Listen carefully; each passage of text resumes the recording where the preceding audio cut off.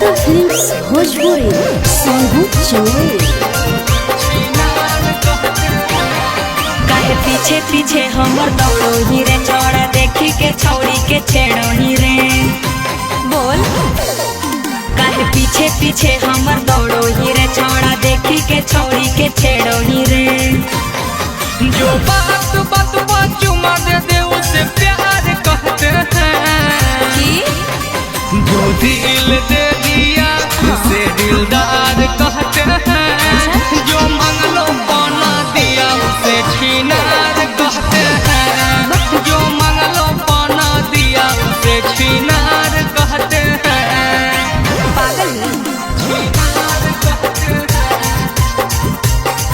जो मंगलो पाना दिया छीनार कहते हैं।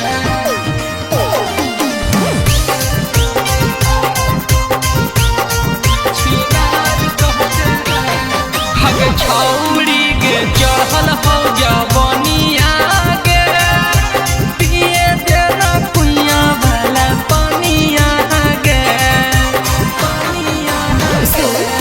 अरे ठीक नहीं हो कर रहनिया रे खींचो हकी पीछे से ओढ़निया रे। हगे माल के माहौल को गरम बाजार कहते हैं कि जो दिल दे दिया उसे दिलदार कहते हैं। जो मंगलो पाना दिया उसे छीनार कहते हैं। जो मंगलो पाना दिया उसे छीनार कहते हैं। पागल छीनार कहते हैं। जो मंगलो पाना दिया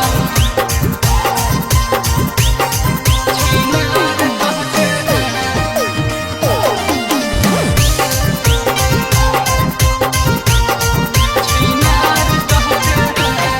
हगे छौड़ी गे तोरो तो हको माना गे झूठो के करो हकी तू बहाना गे तू बहाना अरे अरे हमर धन को देना तू ध्याना मारे खैतै उहे बनतै जैसा जाना बारे।